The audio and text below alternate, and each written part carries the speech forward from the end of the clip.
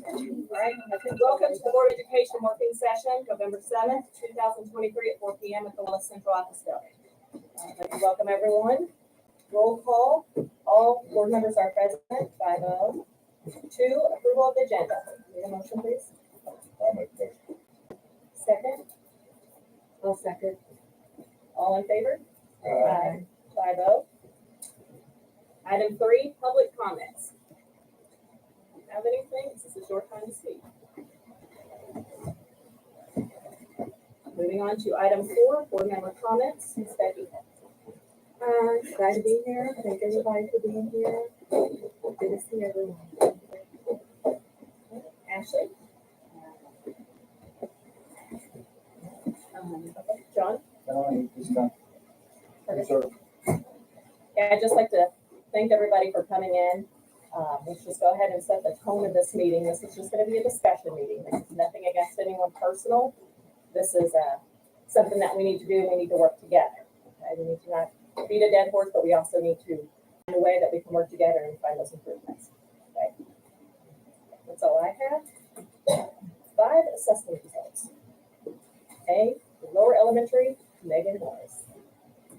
Hello. You are? I'm not sure where exactly, and this is a big place you all want us to be, but I definitely don't need a microphone. Say something. Just let me know if you need to speak up.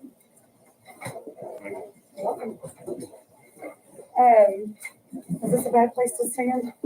Good place of it.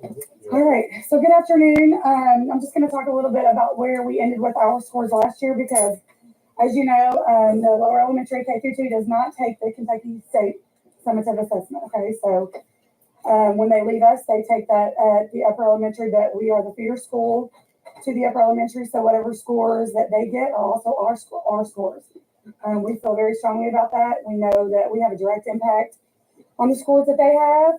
There's a huge correlation between how our kids are doing and how they're performing at the upper elementary.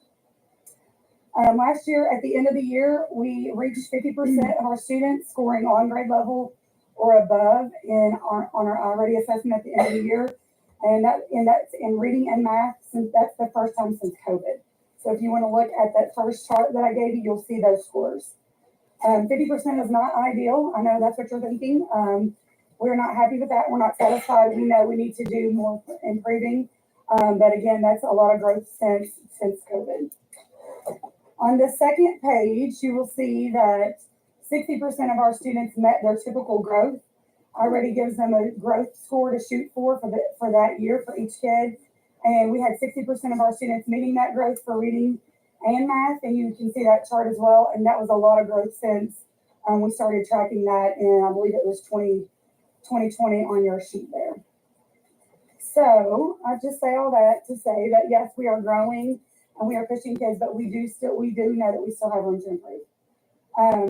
What I would like to focus my conversation on is things that we've already started to help improve. But these are things that are also going to take time because obviously the students that we had last are now in 4th grade. So our 3rd graders are over there, but they haven't taken the assessment yet. So they're 4th graders now that we haven't seen in 2 years. So the things that we're doing that we've implemented this year or last year, they're still going to take time in order to affect their schools as well. And I know everyone knows the research on how important it is for 3rd grade, for them to be reading at 3rd grade, and that's what we're really focused on. So a couple of the things, I know the board's seen and heard a lot about us meeting with OVEC. So the principals and instructional coaches both have mentors that come and meet with us about twice a month, and we do walkthroughs together. So we visit classrooms together. We talk about instructional strategies and things that they see that we can give feedback to the teachers to help us all improve. Some of those instructional strategies, some of those are things that we're doing new with our curriculum. Last year, you heard us talk a lot about our instructional protocol. Those are all pieces that they are looking for when we go in classes together.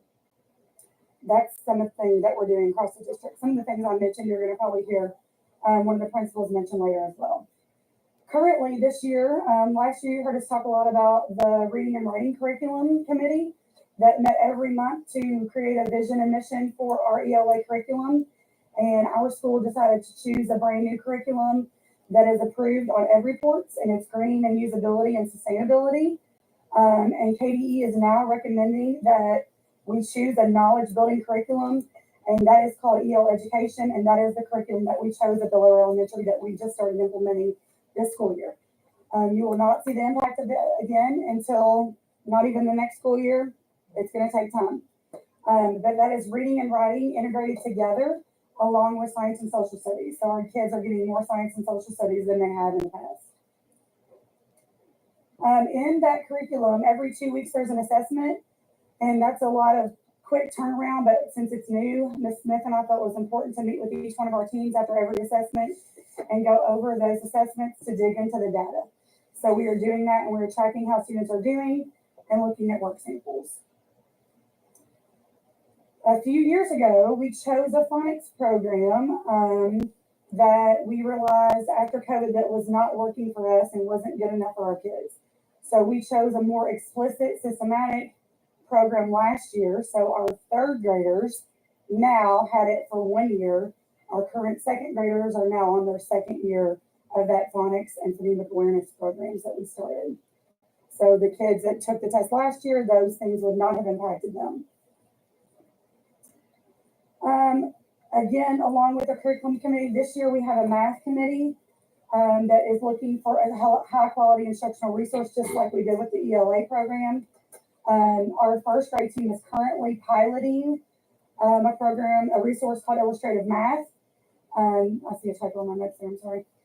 Which is also approved on every reports. It's green on both of those categories, and we are going to be submitting a grant tomorrow for $40,000 that will supply professional learning and materials for staff and students. And if we get that, we can let you guys know in January whether you all would like to accept that or not at this time. So that is something we're currently working on as a district. There's been a lot of talk in our building about Senate Bill 9 because it impacts grades K through 2 pretty heavily. That's the Read to Succeed Act.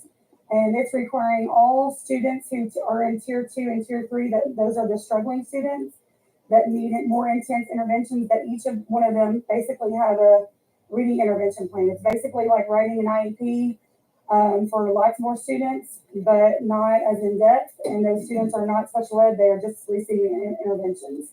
So we will be going over all of those plans with families at conference time, which is right after Thanksgiving break. That plan, it says in that plan that those plans have to be gone over with families. This has been quite a task because we are using iReady for the diagnostic assessments, which we've never used before. Those assessments are brand new to us this year.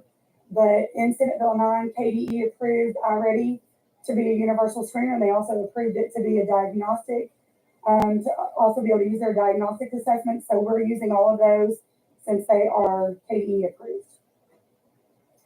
So we are progress monitoring all of those kids. Tier 2 kids are getting progress monitoring in iReady bi-weekly, and then Tier 3 kids are getting progress monitored every week. And they're entering that data into iReady, and it's creating nice little graphs and trend lines that we will be looking at right before Thanksgiving break with our RTI team to see how those kids are progressing and to see what adjustments will need to be made in instruction. In second grade in particular, we have several students struggling in second grade. So we sent 2 teachers and both of our RTI teachers to a training called UFLI. It's University of Florida for Interventions, and they are teaching that, and it's like phonics and phonemic awareness on steroids. So we'll just put it that way in layman's terms. So those kids are getting that 4 days a week in Tier 3 interventions. So we're really excited to see what that will do for our students. We also have just a couple new teachers this year, but they both have mentors and they're getting peer feedback through observations. And we're also meeting with Ovek and Tony to create a new teacher program that we're in the process of working on that as well. We'll be having our second meeting coming up shortly. And our staff on the last PD day, this sounds kind of silly, but we took the third grade reading and math assessment that's for practice online to see what the assessment looks like so we could get a feel. We've never taken it before. We passed third grade quite a long time ago. Things have changed. So just so we can see what the students are looking at what the content is, what the skills are that they need. And so we can begin with the end in mind, so our teachers know exactly what they're gonna be expected to do. Amanda New and I have a plan to have the second grade team and the third grade team meet together to talk and have discussions and look at release items so we can bridge the gap between second grade coming over to third grade and what other skills or content that we may need to focus on that we're missing at this time. And y'all know me, I'm a fast talker, so. Questions, Harvis? No, I got a, when you talk about your data there, your children that's coming out of preschool, what are you seeing as far as, are they coming out of preschool behind? How far, and if so, how far? Amber, you looked at the kids closer than I have. I would say that, I don't know, I could get that answer for you. I haven't looked at that in depth, but I would say we would see a bigger problem if they didn't go to preschool at all because of the high needs of kids that we're seeing. I think it's making a big difference just for them being in school 4 days a week, even if it's half a day. I think we'd see a bigger difference if we didn't have 4-year-old, it opened up with 4-year-olds. I'd appreciate if you got that For sure. data, Ms. Beatty, because you and I talking, me and John was sitting there talking earlier and things about the children's reading levels and stuff, and we'll start seeing that. The girls' reading scores is up in that category. We'll start seeing that pay off as they come on through the grade levels and things. But I would like to know, and I think it'd be good information for everyone in this room to know, where are we losing at here? Somewhere we're losing. And where is it? Is it starting in the pre-K? Are we not getting many kids enrolled in the pre-K programs? Is that something that the board needs to look at more after those children and things? No, right now we have the highest enrollment that pre-K's seen in a while, so they're both Because at even the when same. Mr. Jones was the principal, he told me 1 year on the board, hey, take my money and start putting it toward that into the building, and that's the way we went. But yes, I would like to see that if you don't mind. That's all. So we don't test K through second, we Correct, test third. correct. So do we do anything for the second graders to get them ready for the third grade test, meaning computers and everything? Do we get them, do we work with them to make them familiar so they're not just clicking and? Well, they take the already assessment on the computer, but it's not exactly the same sort of skills are not like what third graders are taking. Like there's some drag and drop and different things that they have to do that they don't do in second grade. But that's something Amanda and I also talked to about. There are some programs that the kids can take on the computer before they go over that we've talked about giving them as well. I think that'd be better preparing them. You said your data says we're at 50% on reading. That's with second grade That's school-wide. school. Mm-hmm. Where would you guess you're at with your second grade class? Beginning right now, not very good.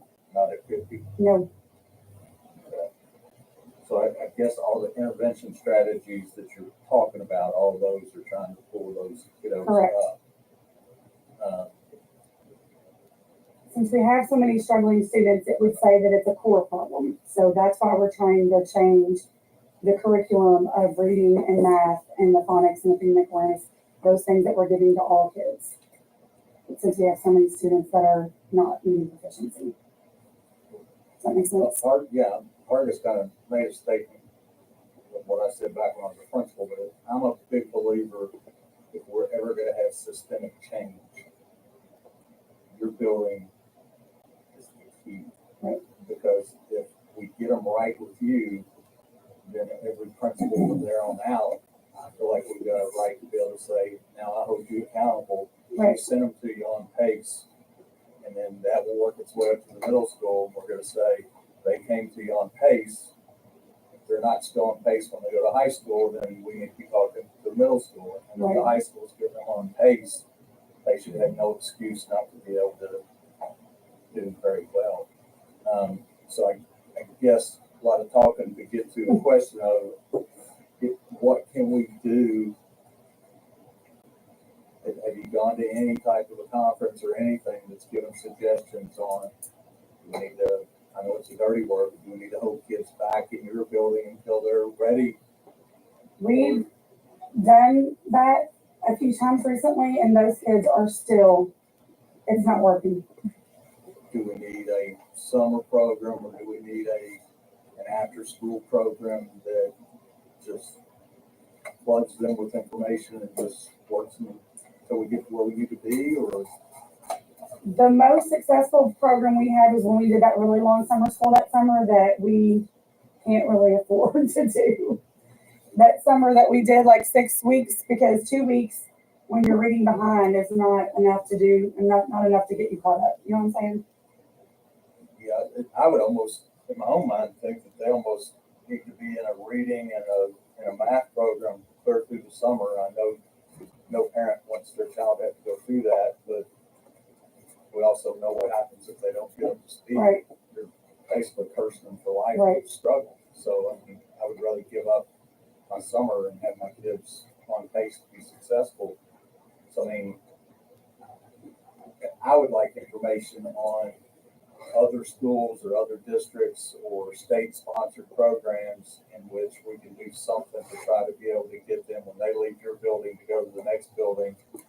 We're never going to get 100%. I get that, and I'm not foolish enough to expect that. But the further that number goes up, it doesn't sound like it's at 50% right now.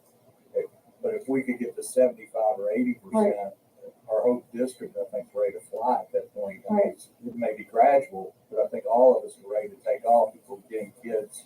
There is one summer program that we sent kids to that there was a grant for that was 6 weeks. So it's called Potter's Ranch, and they use Orton Gillingham, which is a dyslexia. Say it again. Yeah, it helps with the students with dyslexia, but it can help anyone to read. So we did send a couple of kids there this past summer, but without the grant, it's really expensive, and parents have to transport Like them. really expensive. $5,000 a kid. Per Okay. kid. So what about the after-school programs? Do we do tutoring? We have this year. We have That not was started really because helpful. we haven't gotten anyone to commit. So do we need to pay? Staff-wise, Correct. Yes. Megan, I'm gonna follow up something real quick. You mentioned Mr. Jones there, said your second grade's not at 50%. Okay, that comes back to what I asked earlier. Do we have the data from pre-K for those children up to second grade? I've got the data, but I can't tell you off the top of my head without going through every class who's been in preschool and who hasn't. If that makes sense. Right, and, okay, I'd have to dig a little We bit do deeper got to get those, so, drill that down.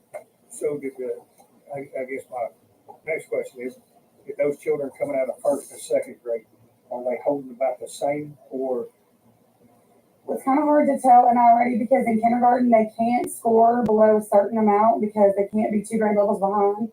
So even though those kids are struggling and we know they already need interventions and that they are struggling, then it doesn't really correlate to the next grade because in the next grade, they can be a grade level behind, even though they probably were in kindergarten, but it's not showing up on our grade.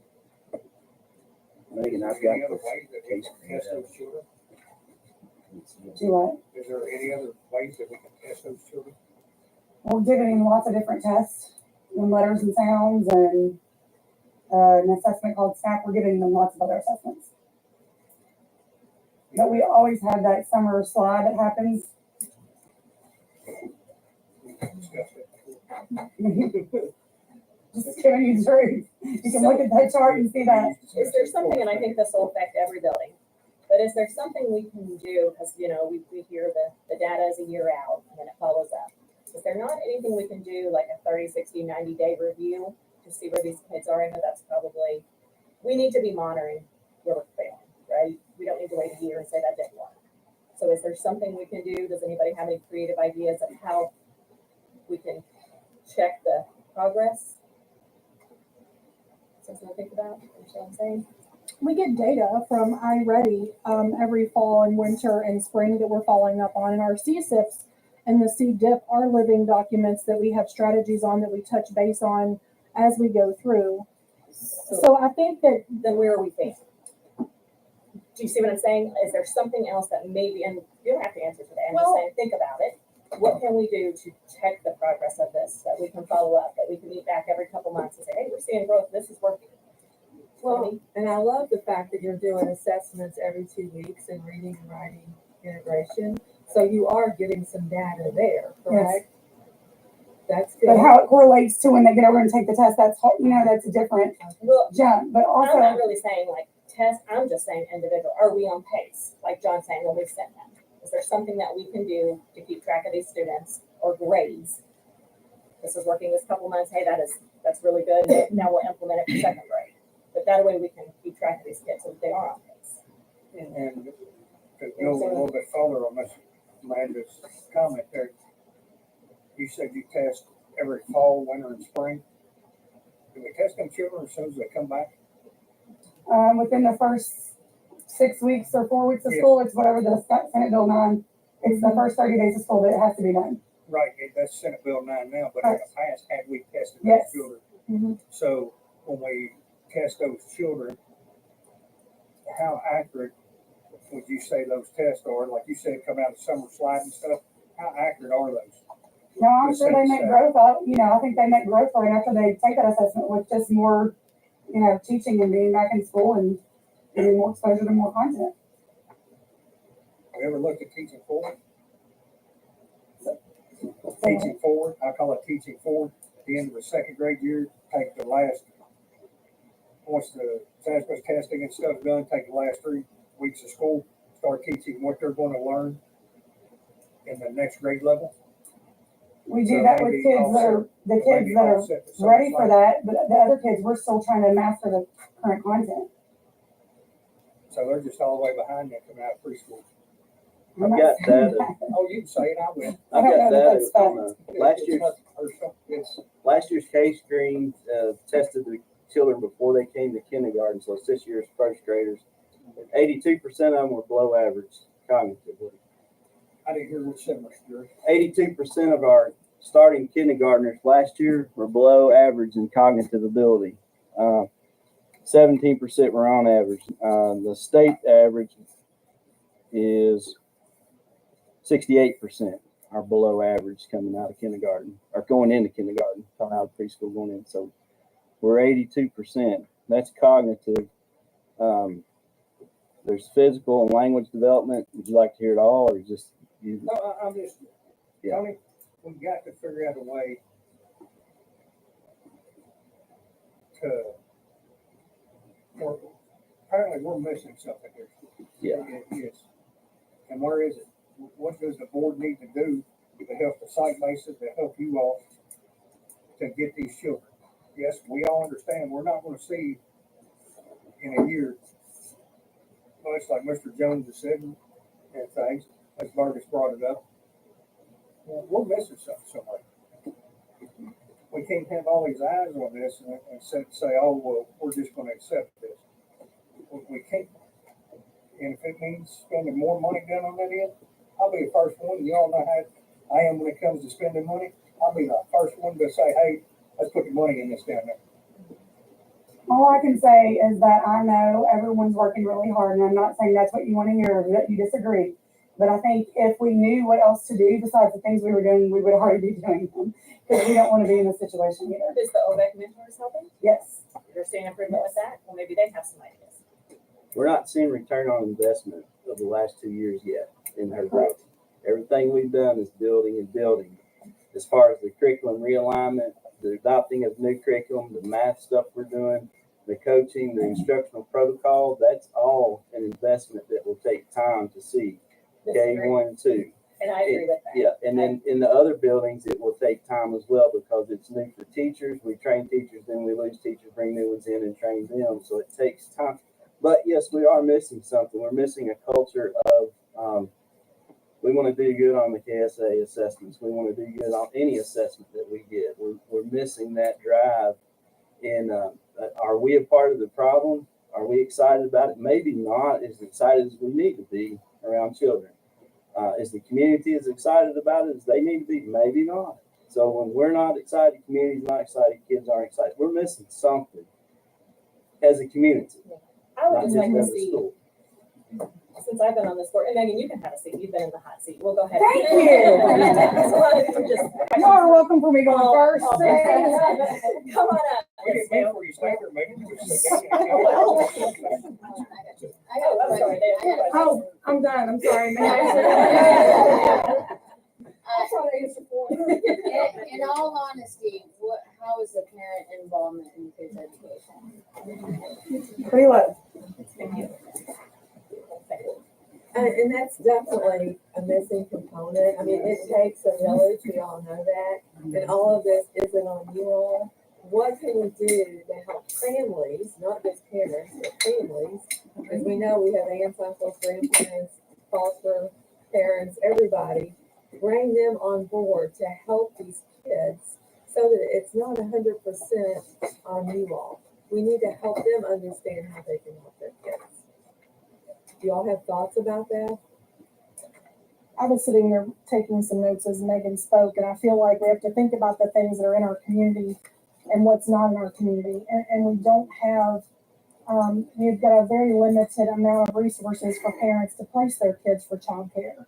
And when, that's just a fact. So getting, before preschool, what does that look like? It's cradle to career, in my opinion, and we focus on what we're doing here, in our schools, but we all know when we look at some of our iReady data and drill that down, it's simple as vocabulary. I would like to think everybody parents the way I do or teaches the way I do, but we also know that I'm the minority who read to my children when they were home every night, getting ready for bed. And I know that we have to sometimes sit back and it's taking a chance to look at who our clientele is and what the kids are dealing with and what the families are dealing with. And I'm not going to say these are problems without coming with a solution. I can't create more daycares that offer high quality, but that's where we started, is it is at home. And there is a lot, we are a very high poverty area, and we all say that, but I came from here and I was in a high poverty home and I'm doing okay, but that's not the way that it is today. And we went into a pandemic with this kind of data. And if we sent families into a pandemic thinking they were going to come out better, we are misled. I would like to say that I took a lot of time to reflect on this. I knew this before our meeting today. I knew the things I'm looking at before the test results came back from KDE. We knew this, and I say this because I'm very thankful to have staff here tonight, that we knew who our kids were in August. I could have predicted how this was going to look in August, and we started making changes then to our instruction. I am proud to be here. I'm proud to be from Gallatin. I don't feel like we're failing. I feel like that on one test, it didn't prove what we wanted it to, and it was one piece of data. But when I look at iReady and on the back of that sheet that I handed you, you will see that what we've discovered is that on the iReady that we give in our schools, kids are scoring better on the iReady than the state assessment. So that makes us think, what are we going to do about the state assessment? Because we will not teach the test, but we will teach standards. We realize that maybe our work, our instruction, our assessments, iReady isn't as rigorous as we want it to be in relation to that state assessment. So I don't need to read all of this to you, but I think that you'll see I took some of the pieces of the KSA in comparison to what we're doing. We are working with with OVEC mentors. That's been wonderful. They do bring a different perspective. The good news is they're with all the schools in the region that we work with. So we're not an outlier. I looked at the elementary data from Carroll, Trimble, Owen, and us. For the score of reading and math, we were right there. I mean, 0.2 of an overall status is where we were. It wasn't, wow, we really sunk this one. We're right there. So we're collaborating with Owen County. Our instructional coach meets with Owen County and OVEC quite often. We do observations in our classrooms. We've realized that at the upper, we have to define what proficiency means. I remember when I was in the classroom, we would say, novice, apprentice, proficient, distinguished. What is that? Not a 1, 2, 3, or 4, not a red, yellow, whatever, green, but what is that for us? What is proficiency for us? So that's what we're working on, more rigor. we have relationships in place at the upper. I'm very proud of the relationships we have between staff and students and with our families. We also, we looked at each of the pieces, science, social studies, and writing. That was rotten. I mean, that's where we were in red. I mean, you've seen the colors. What are we doing? We know for a long time, reading and math, reading and math, reading and math. But we know that that's where it's at, because if you can't do those two big pieces, how are you supposed to read a test of science or social studies and be able to do well on that? So we can't push those standards aside. We have to teach those, but how do we truly integrate? So making sure that we're teaching those standards all through the grade levels, not just on the content areas where they're taught. You know, we give a science assessment for KSA in fourth grade, so we can't just teach science standards in fourth grade. It has to be taught before. Writing, we understand that writing, there's a purpose for writing. I feel like, again, not to blame, it's not a technology problem. Kids are, anywhere you go to eat or in shopping, kids have technology in front of them and can usually work them better than us. But how do we get them invested? Internal motivation for kids today. As a teacher, I used to be able to perform and be an actor, actress in front of them, and they would pay attention. Today, they don't care. It's very hard to keep engagement with students. It's just hard. And I've said this before, you're all welcome to come anytime to the upper and see what that looks like. And I will keep going because that's where we are. Reading and math, we did look at those release items. What do those look like in comparison to the assessments that we give to our students? Building upon what Ms. Morris said, we had used Ready Reading, which is our ELA curriculum. Same company makes iReady, so we are using Ready Reading as our reading curriculum at the upper, with the writing component and the phonics component, and we use Envisions Math, which is, you know, we are very in tune, especially with ELA, since that was our focus last year, and putting that into play this year. We're working on the math curriculum as a district, so that's coming. Forces us to look at standards a little differently and get into some really good instructional practices. Mr. Jones, he's like, what? He takes them off me for a minute. See that fun, you know how it is, you're late. Yeah, I think it's not, the fact is we do have a lot of teachers that leave, and they, you know, we've got teachers who are very good, who don't have their educational degrees yet, but it does take time to teach someone who's never been in a classroom how to teach. I've got two wonderful staff members in our building who they're going through their college coursework now. Wonderful people, but Miss Terrell and I cannot spend enough time with them to get them to where a veteran teacher is, or a teacher who's been through the educational coursework. So that does take time. We have to teach them teaching strategies. We have to teach them relationship building. We have to teach them how to use math manipulatives. So those are all things that we are doing, and we want to invest in those people for the long haul, not just for a year. And saying all these things too, the celebration piece that I would touch on are the culture and climate at the upper elementary. And I'll say any day, it's about a person. It's about the teacher who's the number one person in the life of a child and a student. It's not about the program. So it takes time to really invest in our teachers to get what we want out of them, for all of this to really come together. If you look at the back and at the bottom of the first page, we are also identified as a school for TSI because of our special ed numbers who scored novice. Miss Terrell and I have broken down those numbers of, okay, we've got these students who get these accommodations and they have IEPs. They get readers, for example. So if we're reading to them and they're really scoring novice, are we teaching kids how to listen?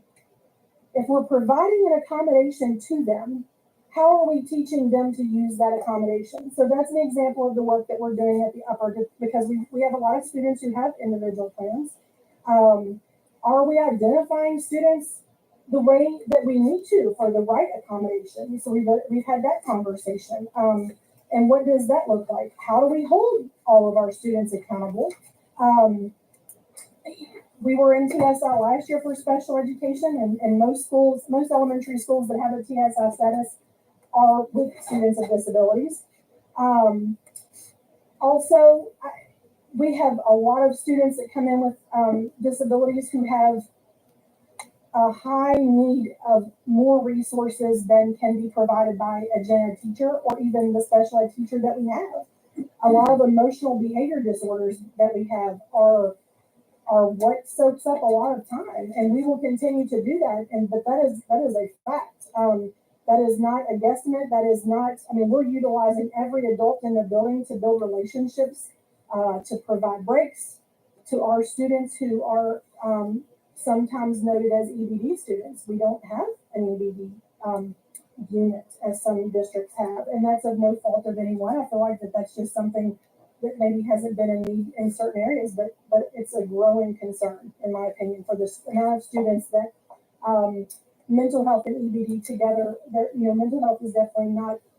It is a category of its own, but there's a lot of supports that we could always use as far as providing supports to those students who are in a classroom. We're trying to help them be inclusive, and we realize that we're learning every day on how to better support them and the other students in the class and the teacher. So, what can you do? You've asked, what is it? What is it? And I don't know if I have that answer. I'd like to thank the board with us together. I appreciate this type of meeting to continue to have an instructional focus. What is it that we're doing? I don't mind to be asked those questions. I don't mind for you to come and see what's going on at the upper, because I'm very proud of what goes on there. And I know we've got areas of growth, but we're tackling those as they come up and as we move forward. I think maybe instructional walkthroughs is something we could revisit. We have OVEC that come in and they do informal walkthroughs. Like my mentor will say, let's walk through and look at a third grade classroom, and we look at learning targets, and we look at content, and we look at the tasks, and we look at what the kids are doing. I think maybe that, and we've talked about that as principals, and with Mr. Jury and Mr. Cash, and trying to make sure that even Ms. Perkins, like, how do we collaborate and calibrate what looks like this in a third grade classroom looks like that in a 10th grade classroom? How do we best support and have the same kind of language and expectations? I've listed, a few other things there, just making sure that we involve our community and students and business leaders in our conversations. I think that's important too. And I think that's where I'm at. So I'll take any questions that you have and any suggestions you have. Sometimes it's really hard to be in the work that we do, but it's also very rewarding. And I think that you see that tonight, that people that are here are interested in doing better. And that's the message that I hope comes out of the meeting tonight. So I have a question. I know that you and Megan, kind of try to do things together. So do you use the same type of reading and math that kind of go with each other, or are they different? I'm just asking because I don't know. Yes. So last year we went through the ELA curriculum process, and we brought all of our groups together and realized that what was better for the lower with the pieces of phonics weren't necessarily always something that was needed beyond. So we took that direction and it's not always the same from K through 8 to high school. So we realized that no, currently we're not using the same pieces, the same curriculum program, but we are including in the same, we have phonics, we have phonemic awareness, because we realized we've got 50% of kids last year that came to us who could not read in third grade. We had to teach phonics in third grade, but we would expect them to be reading at third grade. So same pieces, same elements, different curriculum. And that's the same for math. Yes. So a question, kind of to follow up with you and Ms. Morris. So tutoring, and there's a lot of expertise in this room, but I don't want to get into a big dialogue. So maybe 5 words or less. Why are you not interested in tutoring? Is it pay? Is it burnout? Is it like, I got a family, I got a life? Is tutoring something you would be interested in under the right circumstances? Or it's just like, no, we're not going to tutor. So therefore ISS, what we used to call ISS, maybe it's a different name now. We used to have that. Yes. maybe that's just not an option. Is anybody? Pay, burnout, just not I think I'll just interested? speak on a reflection of my team is it's burnout. And the same ones that I'm asking, Exhausted. well, Yeah, the same ones that I'm asking, are on site base. And keep in mind, I'm still 3 teachers short. So like, the same ones are doing team leads, site base, coaching. They're mentors for their teams. They're mentors for the people that are in classes. They're people who are taking college courses and their moms and dads and daughters and family members, and they work second and third jobs. So I feel like it's not a no, but when they tell me everything else, I still need them to come in the next day to teach. So right now, I think the answer is burnout. I mean, we've always had people who have wanted to do ESS, knowing that we will do it after school on Tuesdays, Thursdays, or we do a summer program. And I think right now, we've just got so many people doing all of the things, it's really hard to commit. I mean, it's not that they don't want to. sure, I understand. So I think for me, if that's different for many of you, please speak up. But That helps. The other thing on the parent involvement piece, so I see where other districts have like parent universities, parent academies, and that is a big ordeal and it takes time, but it's essentially training parents on, working with the teacher, working with the principal, what questions to ask, how can I help my child? It's not an overnight remedy, but it is a strategy I see a lot of other schools use. So just throwing that out there. I know we don't have anybody to really take that and run with it right now, but that is what I see a lot of other districts doing. to We're really kind of help excited. Fill the gap. we're really excited about our parent night on the 28th. We've decided, we have all this data and what do we do with it? COVID kind of took that from us. How do we share that with parents? Because we do know that there's parents that if they knew their kid was 3 grade levels behind and it's in red, that is a visual for them that we think, we're the key holders or the gatekeepers of all this data. When did we stop sharing that with parents? Yeah. So that's what we're looking forward to. I'm Miss Terrell and I are leading a parent event, parent learning session, as you wish, about what is iReady, because everybody is talking about it, and what does that mean for my students? Report cards are report cards. People just really want to know that their kid's passing, but the iReady will dig a little deeper, and we're hoping to have some community, some family accountability, buy-in, and education on the 28th. Please come if you can. It starts at 4:15. We're gonna have a great supper of Smoking Jacks. I'll give Ms. Jane Lynn the plug. Smoking Jacks barbecue at 4:15 on the 28th. So you can come November, Tuesday night. Could we also do like parent phone calls during the week? If they answer, but if they answer, not kidding. If you can't text them on Dojo, and if you have to talk to them, if they've given you the right number, Okay, I get it. if they won't come pick their sick kid up, they don't care about what I have to tell them about.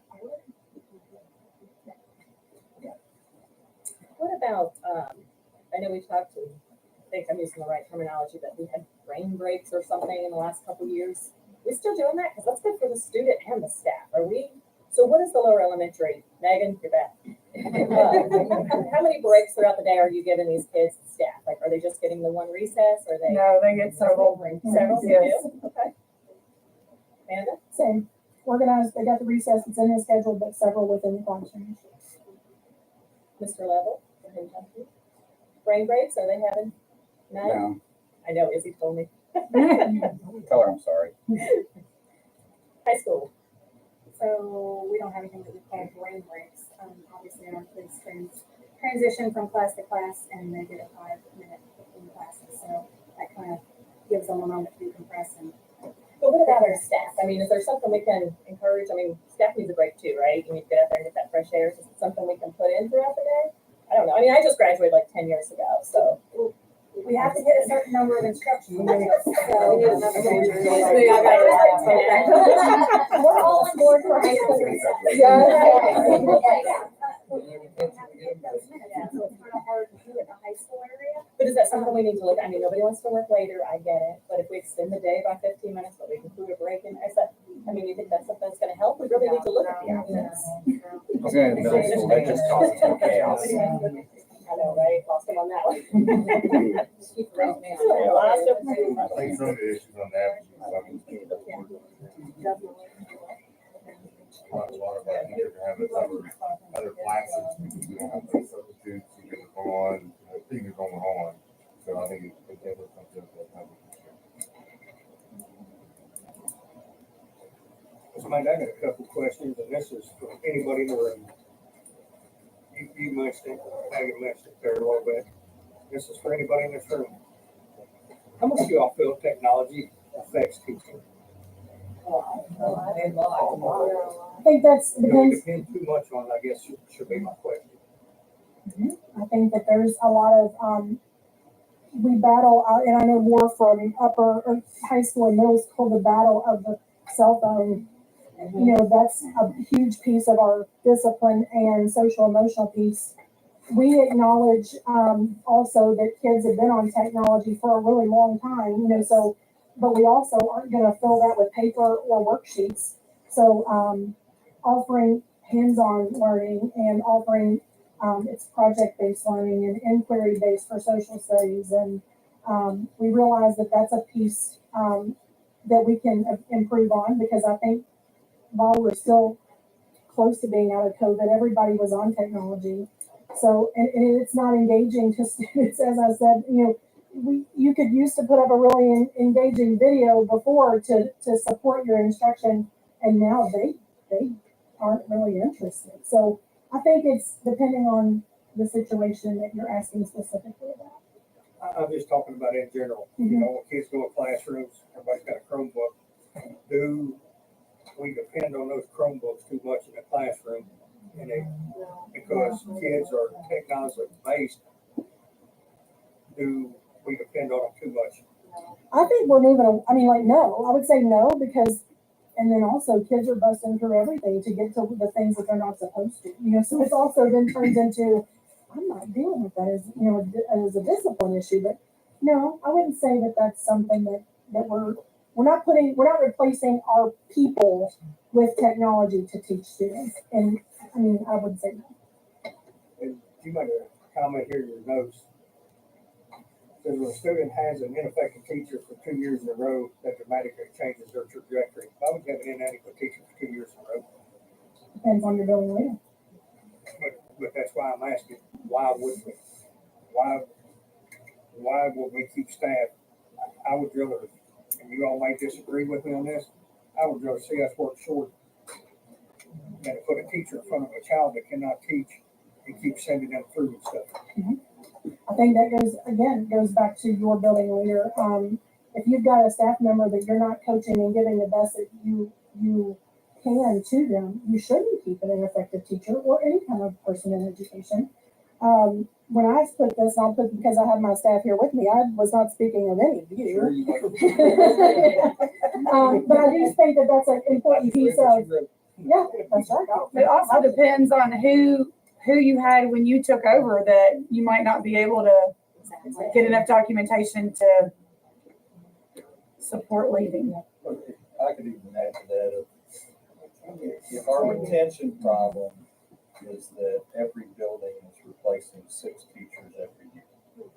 Just the law of percentages is gonna say 1 out of those 6 maybe is enough to stop. That's fair. Okay, then I want to follow up So, this question. so if you've got that, even if you got rid of that one, then you're gonna possibly be hiring 6 new teachers next year because of retention problems. And bad karma, you get a bad teacher again. It happens. I mean, my kids went through and they occasionally had teachers that they didn't gel with. Exceptional. Okay, let's take it a step further. This question, do you feel we lose staff because, good staff because they feel,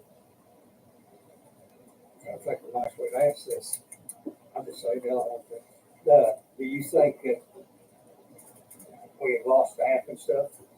Staffs with other districts around us and stuff because of the quality of people they're working with? No. And I don't mean, I'm not saying that may come out wrong. Do you feel that bad teachers affect good teachers around them and cause them to leave our district? No. Not at all. No. So you don't think they sour the culture piece and they're like, I'm leaving this district? Really? No. No.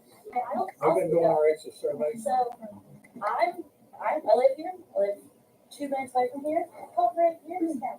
And I went to a district that paid a little bit more money. I was straight out of college, I'm a young mom, I needed the money. So I went to a district that paid a little bit more. And I'll be honest, the reason I came to Gallatin was because I heard about her. So like, people were out there talking, they were like, if you want to be supported, if you want to come, I took a cut. This is where my baby is, it's from Maryland. I wanted to be a part of that. So I took a cut in class, and I had friends that were like, Gallatin pays so little. Why? I'm like, because it's a great place to work. You should come experience. Come see my room. It's a life-changing experience. But I came because it's coming out there. Like, Gallatin's got a good experience. Like, you want to work for her. So I came to work for her. You know, and as a mom, I can say, like, I have a little brother that struggles. You know, she is a lot. But I have a teacher that, you know, we're millennials. I got to be on my phone. She's sending me updates and we stay in contact because that technology piece makes me feel like a part of the classroom. So I will say, like, for all of the faults and everything that's in my paper, I have felt so loved since my first year here. I have felt so supported. And I mean, you know, I'm up there. I've got 2 master's degrees. I'm ready to move forward in my career. I wanted to do it here. I wanted to be a part of what I was hearing. I love what I've experienced. And for all their faults, my child is growing. They're informing me about her, where she needs it, where her delays are, how she's helping, and how I can help. So from a mother and a teacher who needed to come be part of my own community, hands down, whatever that says, I'm experiencing something totally different. Anybody have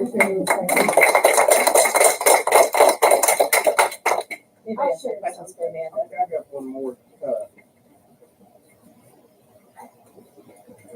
Since all the schools, I'm reading this, somebody watching this, good question.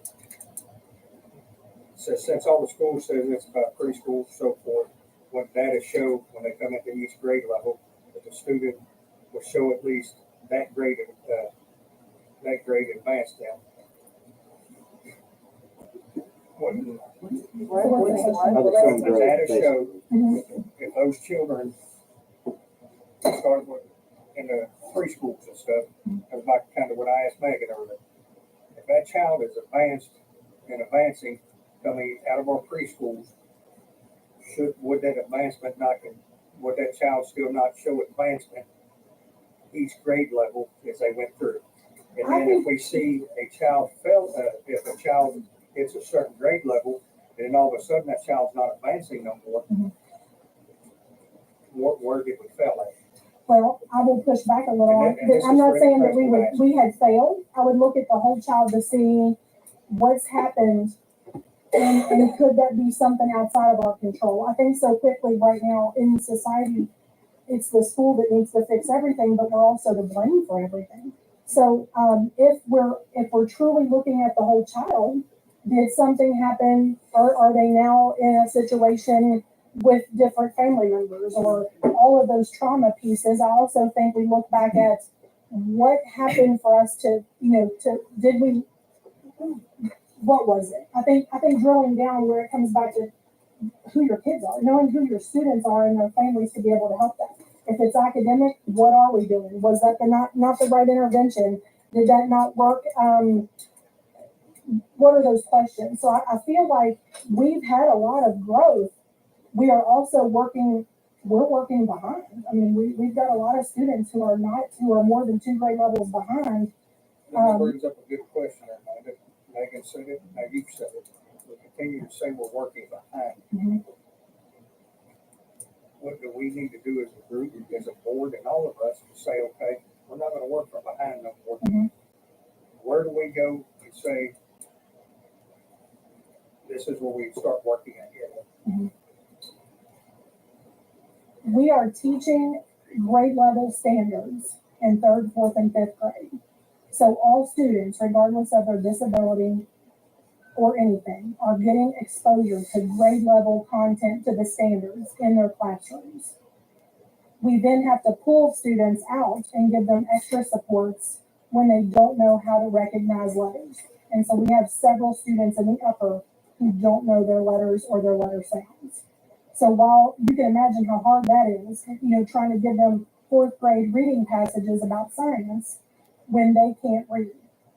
So we still teach them all the standards, but then we have to give them that remediation or those interventions in the school day and try, and not take lunch and not take recess and not take specials and give them their time and try to feed them what they need academically and socially and emotionally. So I think it's really hard to describe it, but it's happening. And it's probably the hardest challenge is to teach you something that seems so far off when you can't read.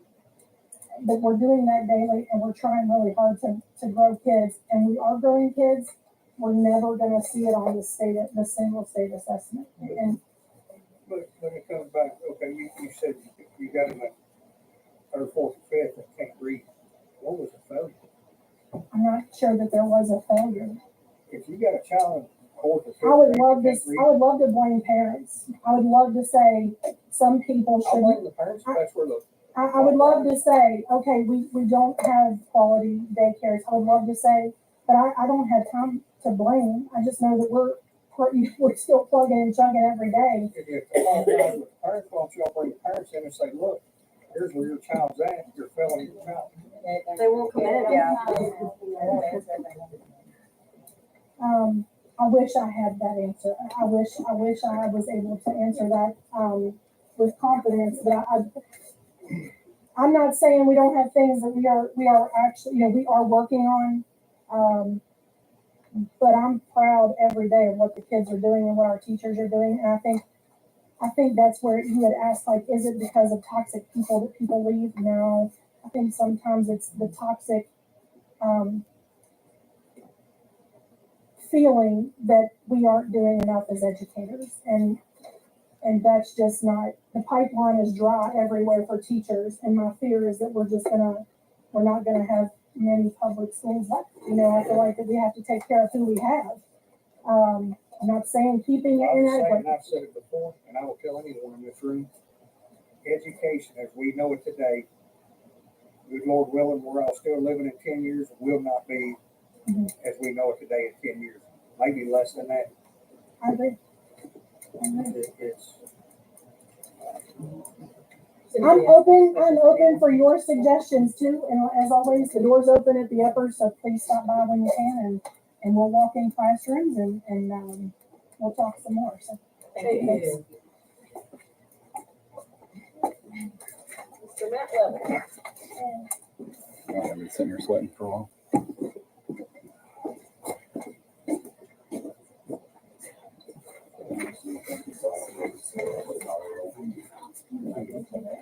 Right.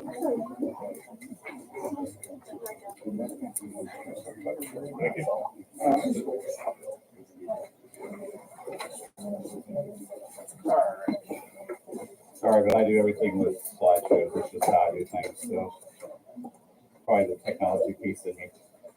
So that's if it wants to work right. All right, I tend to think everything. I look at stuff like big picture and then work my way down small. So, and I also like to compare things just because that's the coach in me. I look at numbers.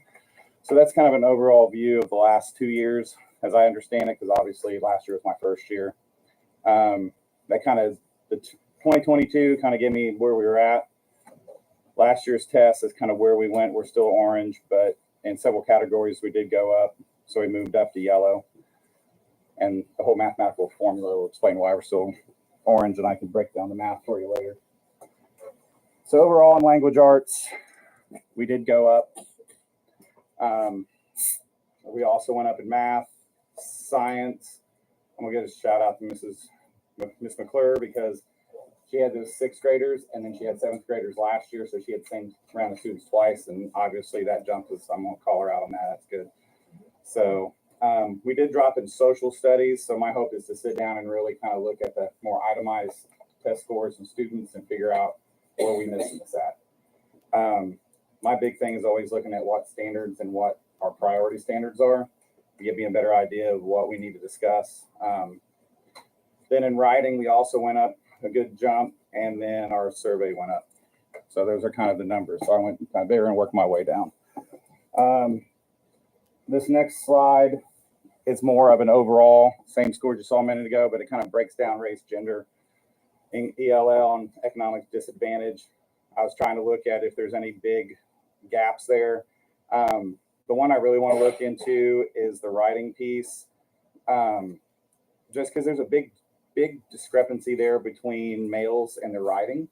So I'm really kind of fascinated with that, just being a male myself. I wanted to discuss the writing piece to that. I also have a middle school boy, and he hates writing, mostly because it's like a lot of effort. But like, I really want to sit down with some grade level, like 6th, 7th, 8th grade boys and just like, okay, what's about writing we dislike? Is it the act of writing? Is it the stories you're writing, the topics we're writing? Those are the kind of things I'm going to really want to kind of address and talk about. So some of the things we changed or focused on starting last year, working our way into this year, we changed our RTI process. Really what we changed it to before, it was really about the KSA scores when they got them. And, you know, they grouped them, and this is the group we're going to have all year. So Mr. Terrell's really good about getting with us and getting the data. We use KSA scores, we use iReady scores, and start looking at, okay, which students need the most work? This is where we're going to put them at for that 9 weeks.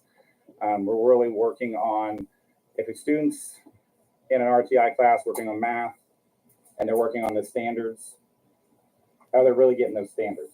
Because if they're not, we're going to repeat the whole process again. You're just going to stay in there. That's just kind of how I was trained to do it, and that's kind of how we're looking at it. We started with staff re-looking at their priority standards. I come from a realm of where I've been trained at is, all right, we have that state assessment. Everybody has their standards, but what is that grade level specific priority, whatever standard that is? So we started looking at that because, you know, we started having conversations about the classroom. I didn't want to hear about, oh, the book says this. Like, I want to know standards wise, what is it? So one of the things we're doing is like a 9 weeks benchmark assessment, not about giving a grade for it. But if we have 3 priority standards we went over the first 9 weeks, we're going to take assessment on it. I'm just saying 3 questions. How did you do on those 3 questions on that standard? So if there's 3 priority standards, it's 9 questions, 10, whatever. We give it, and then the staff breaks it down and looks at it. Like, what did they do well on? What did that period do well on? Well, you know, if it's English and we're not doing well on standard 2.3, whatever, then that's something they know they need to reteach. Whether that is beginning of classroom bell ringers, is that RTI, is that some other way to do it? So that's one of the things we've been working on, and that's going to be a process because, you know, we may go through these 9-week benchmarks and they ask those questions. We can get the same test next year, look at it, and it may be a little bit better.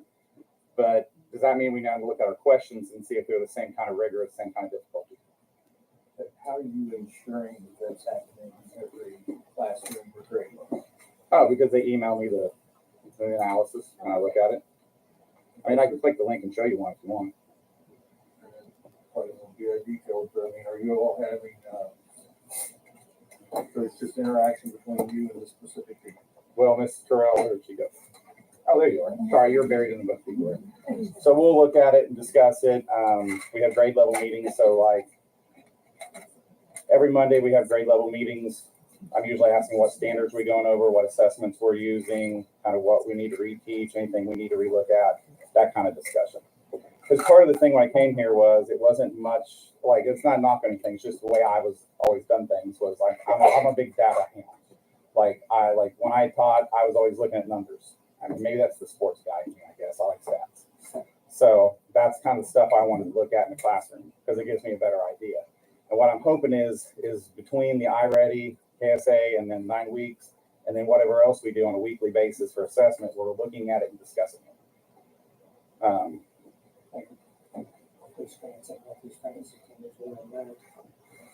want to say that fantasy team I just looked at this week, and what did I do, Mr. Jones? All right. I won. We're gonna bring it. I didn't look at it until this week, last week. When do I play you? Or did I already do that? I'll figure it out. I'll win.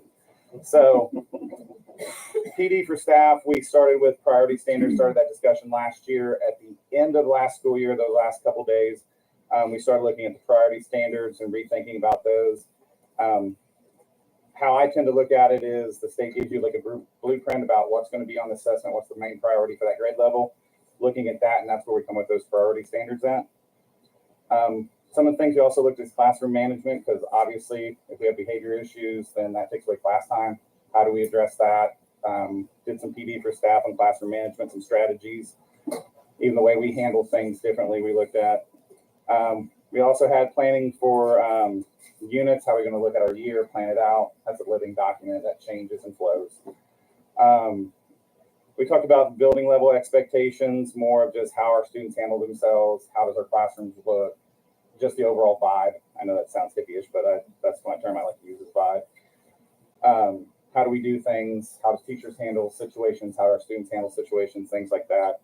And then just our procedures and how we do the KSA test anyways, giving it more of a very like, okay, this is how we're going to do it. Like, we're going to be quiet. We're going to work.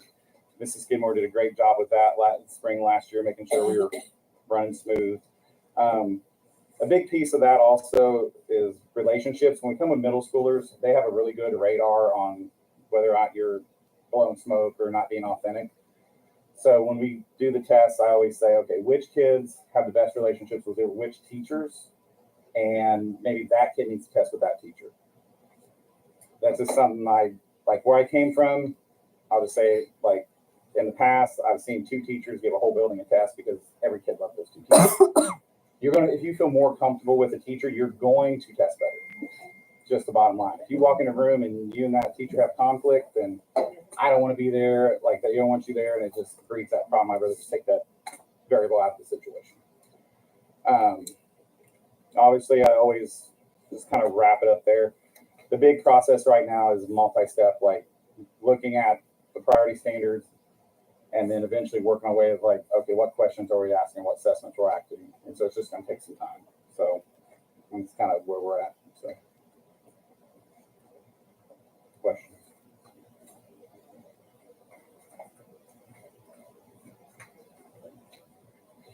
Nice job. Anybody have any questions? It's pretty thorough. Or we're wore out, one or the other. Either one. Now we're done. I'll take that off. Sit down. I'm already done. Down. Move. Down. I'll let y'all go first. Yeah, any questions for myself? Yeah, I do. You want me to stand back up or you want me to sit down? Oh, no, sir, sit down. Everybody say, see,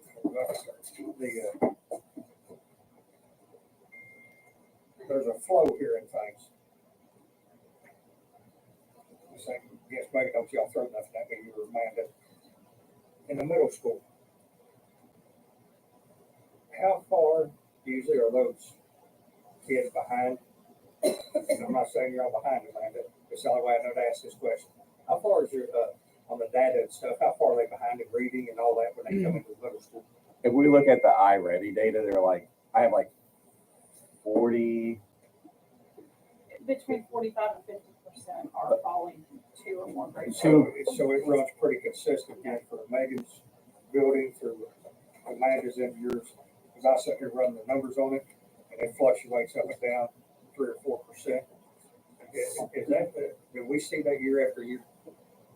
This is for any of the principals. Angie, you can come in on this too. And I will address You that. can go ahead and take the floor for that. Okay. Well, I'm going to say even in math, like this is just observational data by me and then talking to my math teachers. Like we got students coming in that can't do 6 times 6.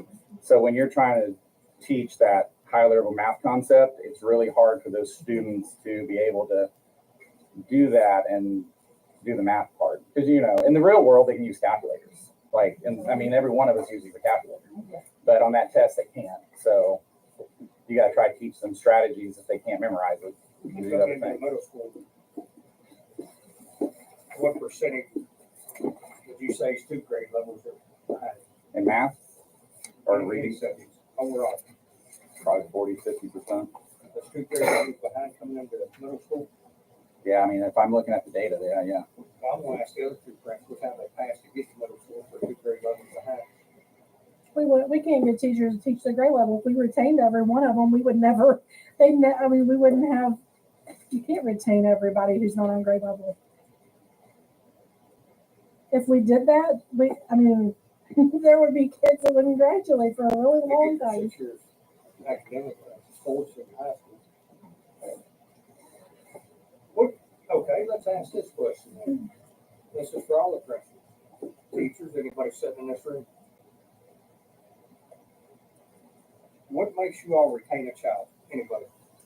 Here we go. There's not research on that it does anything to benefit the student academically, socially, behaviorally. It takes a lot of thought and consideration to retain a child, in my opinion. I think. And the research says that it's. Okay, but what I'm asking is, what would make us retain a child? What would that child have to do? Most of the time today, it would make a consideration of parent point of view. Extensive data, in my opinion, from all the interventions that haven't worked. But it is not there. That is not a research-based practice to retain a child. So there's no data out there that says, okay, if we don't retain a child, emotionally, socially, and stuff, as they go on to the grade It's not level, it's going to beneficial. affect them and things. None of that data's out there. Yeah, they're more likely to drop out. Than they are to But be we've successful. done that with several kids through COVID, and it's not paying dividends. Even before COVID. I feel like retaining kids. And I don't mean a bunch. I'm just saying a handful, and it's not. Yeah, Those students are still because I struggling. don't know. Mhm. That's why I I'll asked. make a comment. We've had several students come through the high school that have been retained at the lower grades. They are not meeting grade level. We do not retain at the high school, so I'll throw that out there to you now. They will go from a freshman to a sophomore if they are a sophomore and they are not getting their credits. That's when credit recovery comes in, because for testing, they're going to test. They fail 3 grades, they're going to test all 3 years. They will go to the 12th grade, and then we ensure that they get their credits, and then we graduate them. We're a lot different than the lower grades are. Mr. Jury, sir, do you track anything on that? On retention, like Ms. Nee said, it's not a good that they'll drop out. They become highly at risk of dropout with retention. There's a stigma to it. It usually becomes behavior issue. Yeah. So like ours, in my eyes, this is my 20th year. I've had the blessing to teach in the 4th and 5th grade and then middle school. I see the same problem, 4th and 5th grade, that I see in high school. Our kids know one problem, they don't have confidence in it. They don't believe in it. So when a student, if you retain a student, and they've already realized, I've already failed this grade once, whether they really try or not, it doesn't matter. In their mind, they see that F, because I'm already meeting with students in our first quarter to do health classes. They have this belief that even if it's a 59, it's an F in the high school, that they've already failed and they don't have a chance for that. Their biggest problem, they look at that test, they don't believe they can do it. And going back to being a math teacher, math is really a ability. If I don't have that strong foundation, I've already come in behind, and I don't like to blame anybody. My kids show up, wherever they're at, that's what we're working with. Whether it's behavior, social, academic, doesn't matter. Those kids come with a lot of baggage. They come from poverty, they come from divorced homes. The last time I heard, 35% of our kids are being raised by someone other than parents. I'm talking about just one, no parent involved. That's a high percentage. And I guarantee you, that's like years ago, that percentage is gone up. But they just don't, they look at things and they just don't believe in themselves. Our kids are incredible. There's no hope. There's not. And we hear a lot, well, this is what has always happened in my family. Yep. I won't be any different. And trying to get them to understand that doesn't mean it has to go for you. I'm not from Gallatin originally, but I consider myself from Gallatin. And I hear success stories from people who are from Gallatin. And our kids need to continue to hear those success stories. You know, I've had personal conversations with people, and I'm not going to be able to get into this personal stuff. but for the people to get through some of the things they've gotten through is incredible. And I don't think our kids realize what they battled is a testament to their confidence that they should have in themselves. Because they have battled more things, and I've told them the same thing before. If I've gone through the things they've gone through, I'll probably be acting the same way that they do and not having confidence in themselves. We've got to figure out how to get them to understand that they are incredible people and they can do incredible things. Absolutely. You want to do that? You expect me to top that? Like, I mean, I'll say something else about retention too. If you, like in the high school, if you put them in the same class again, they're just gonna get the same thing again. If we didn't do anything different with them, we're not Speak up helping them. just a little bit. I'm serious. I can't hear you, sir. This one, I don't want to turn it off, but I'm fast. It's hot. Yeah, but we're so small, everybody has their thing. Like in high school, we have one freshman math teacher, one sophomore math teacher. If we retain them and put them right back in there with the same teacher to do it over again, they're already a bad relationship or not a good one, or they wouldn't have failed. And then they're getting the same thing the same way. They're not going to get a different outcome. So we try to find a better way than to retain them to get them called up. That's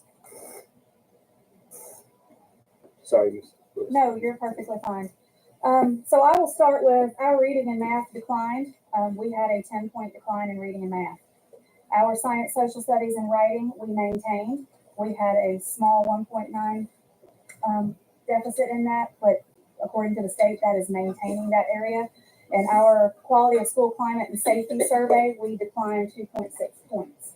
And I will get into the others. I'm going to skip around on you a little bit. I have handed you some of the things that we have either started or are about to start, because once we started getting our data in, we started having intentional faculty meetings, professional learning community meetings. So some of these things we have not started yet, but they are about to get implemented. Surprise. So if you're hearing it first. When it comes to our quality of school climate and safety, we had a bad year last year with discipline. Everyone knows that. That's not a shock to anyone. We have not had one fight this year. Sorry. Yeah. We got an SRO approximately, a new SRO approximately 4 weeks before they went into state testing. This survey will be different this year. Kids value things. They get angry when someone goes into the restroom and does something dumb. They don't like that. They tell us, hey, so-and-so's in there doing something. Get into the restroom now. We spend a lot of time in our restrooms. May sound crazy, but I'm on potty patrol the majority of my day. When it comes to our culture, that survey ties directly into our culture. We are looking at, and we have started tiered rewards for academics, behavior, and benchmarks. iReady is a little bit different at the high school. We do not have the lessons. If they don't score on a certain level, then we don't have the lessons that they can go in and do and show tons of growth. But we do have benchmark assessments. And I'm going to answer your question before you ask me. I can tell you that our freshmen coming in this year, we had 50% of our freshmen score 3 or more grade levels below in reading, and 51% scored 3 or more levels below on math. So again, no blame, but they are coming in at a deficit. When they come in as a freshman, we're not going to make up 10 years of grade level for them to read or 10 years of grade level for them to math. The success for some of these students is getting a high school diploma and going out of here and getting a good job. That's what we had focused on. And with that, I think you all have this. I think Mr. Drury gave it to you. If you look at the back, our high school graduation rate, we maintained that. We're above state average. Hallelujah. My people did great with that. Our post-secondary readiness, we increased 1.9 points. We did very well with post-secondary readiness. And with that, we have added 4 dual credit opportunities at Gallatin County High School this year. We have 1 in our history department through NKU, and we have 3 in our business and marketing pathway through NKU. So those opportunities for students to get in there and hit that post-secondary readiness indicator has grown this year. So I feel like that will go up as well. back to the culture part, we're doing student surveys. We're looking at school safety. Though we have a school safety one that will be going out in the next couple of weeks. We have surveyed students and staff. Thank you, Ms. Watkins. She put that together for me. Why do you feel like we did not do where we can be? This is a reflection of us, but this is not us. I have great students. I have a great staff, and this is not how they perform. So we sent that survey out, and the number one thing that our students told us, and this is just what they said, we take this with a grain of salt. What's in it for me for this test? It's not like the ACT where I can go in and get in college. I don't get a grade for it. So we have a culture problem with our state assessment. And that's something that we've got to look at and we've got to fix. So one of the pieces that we're looking for that is we need to celebrate more because we got a lot of good stuff going on. We need to celebrate, and these kids are great. I have been pulling, Mr. Callan and I have been pulling students out since the end of last week going, you know what you got on your test last year? You got a novice, like in 2 areas. You are not a novice kid. Our kids aren't novice kids. What happened? I didn't try. Why? Like, is this the legacy that you want to leave? Like, you need to do better than the class before you. So these are intentional conversations that we're having with kids. They don't see value in this test, and we have to work to make them see that value. Again, as far as the culture part, we are starting to set content area goals. This is where we were last year, not where we're going to be this year. What is the goal that we want to set for these kids? And we're going to tell the kids, this is your goal. Your proficiency goal is this. And if you hit this, this is what we're going to do. We're going to celebrate it. We're going to post it all around the building. And we're going to have an overall school goal. If you don't have a goal, you can't reach it. And I failed on that part. So we are going to set goals and we are going to do what we can do to reach those goals. We are having intentional conversations regarding discipline. One of the first conversations we had was at the beginning of the school year. And at a faculty or our teacher meeting, we said, here is our handbook. Here is how discipline works. If this happens, this is what can be done. Now let's talk about this. So we're trying to have those conversations with not only our teachers, but our students as well. Attendance. Mr. Callan and our attendance leader have been meeting weekly with all of our students that have excessive tardies, whether that be to school or to class, because if they don't need to be tardy, and all of the ones who are having attendance issues. If they're getting in a situation to where they've missed 3 days, they're going to pull them out and have a conversation. What's happening? Is there something we can help with? So make sure we get these parent notes in. That has been going very well. I don't know if you have anything you want to add on that. No, but Katie has done a great job. She sends out letters to parents. We had a problem getting notes back in last year for students who missed. It definitely increased. I talked to her. I'm trying to work on some data to see the proof of that. It definitely feels like it's improved as far as getting notes in and getting things excused when they didn't have. And she's making calls to parents as well. I noticed your child has missed X amount of days this year. Is there something going on? Is there something that we can help you with? You know, what can we do to support you and your student? If they miss 2 days in a row. Yes. And then if they miss, 3 days? Once they miss 3 days of unexcused, we send a letter home. Yeah, I thought she was called. Okay. Content area. So some of this will be redundant with what the others have said, but it's worth repeating. We did do a new ELA curriculum last year. We worked very hard on that. We met the entire year, and we have adopted the Odell curriculum. It's for English language arts, and it is directly aligned with Kentucky standards. This year we are working on math. Kentucky legislature, am I wrong on that, Mr. Drury? Kentucky legislature has funded a math supplemental program for us called Math Nation. We hopped right on that because that is tied to our standards as well. So I got into that at the end of last year, and we are using those supplemental materials in our math classes. That's going well. It's tied to the standards, so it's there for the teachers. They don't have to recreate anything, and they know what they're giving the students is something that's going to hit standards. STEM scopes in our science department, that is tied to the NGSS standards, and we have national science standards that we have to hit that Kentucky is aligned to, so that's all aligned out. We have been doing content-specific professional learning for our teachers. Not trying to do the cookie cutter, let's come in and let's just all learn about this unless it's something we need to learn about. Science and social studies, the last leader prep day we had did a big inquiry based professional development where they learned how to teach with inquiry.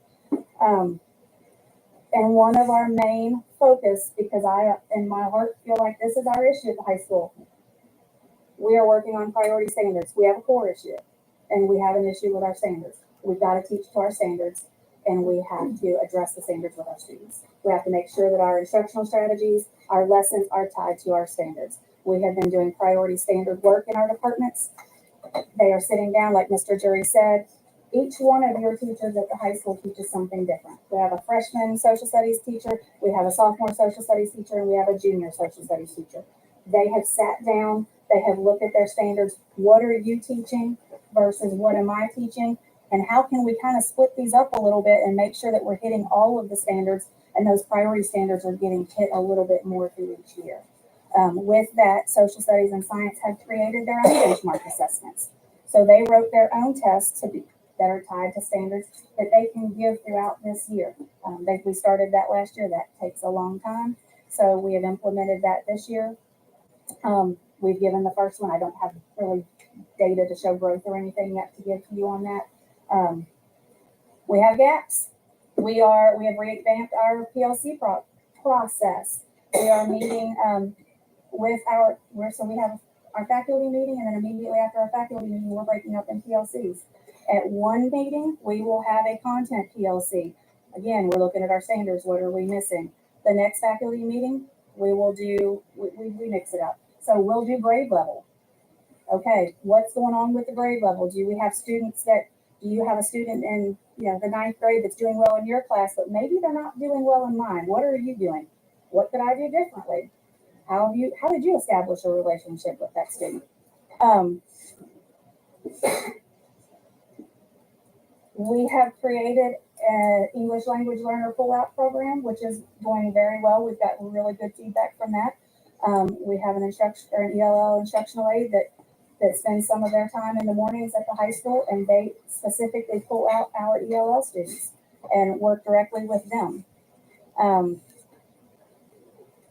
Our ELL coordinator, Ms. Venegas, has come to our faculty meeting and given a list of supports and talked to our teachers about ELL and the things that our teachers can do to help those students, because that's hard. You get a student that's a sophomore or junior sitting in a classroom and speaks no English. It's difficult to teach that student. So she's working with us on different things that we can do to give them supports. Ms. Harson has come over, and on the other end of that spectrum, she's working with our gifted and talented. Here's some things that you can do to help the gifted and talented students to kind of push them over a little bit, just to give them a little more rigor and push them over the edge. Not the bad edge. It's a good thing, I promise. One of the things that we also did was I've established a little bit. We have a new teacher mentor program, but I've kind of taken that and done my own thing in our building. I meet with them every other week. So every other Wednesday, I'm meeting for an hour with our new teachers, and we will talk about anything. Last month we talked about insurance. Okay, it's time to re-up with insurance. Let's talk about this. Do you know if you need insurance? Do you know if you need a cafeteria plan? This is what we do. This is how we do that. Now let's talk about discipline and things of that nature, and things that I see when I go into their classrooms.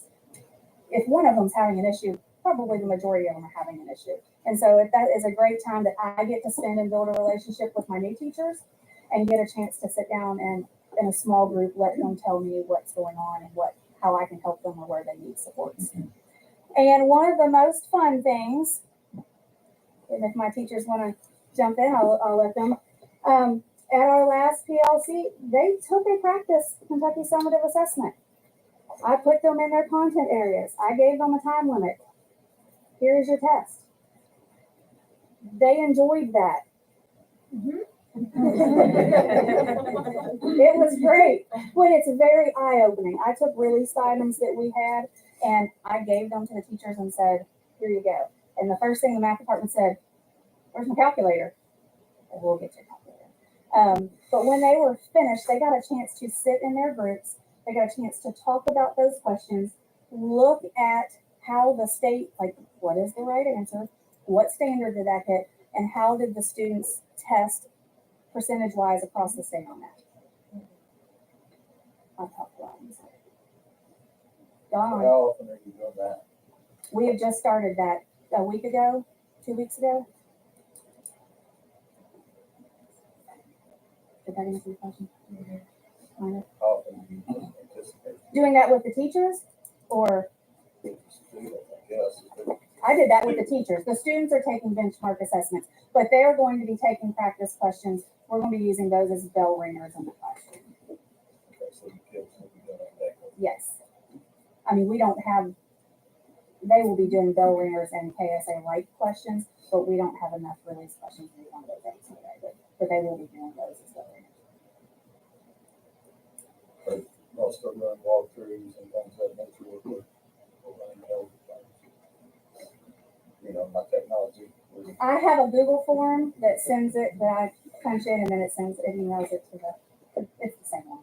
Okay, so the teachers are getting feedback. Yes. Hey, just out of curiosity, how many new teachers do you have that are probably not formally trained? I can tell you that I have 2 unfilled positions, 1 long-term sub, and I have 1, 2, 3, 4, 5, 6 teachers that are either emergency certified or option 6, or, yeah, emergency certified or option 6. So So I'm, they have not been trained to really teach what we're open, like, no, sir.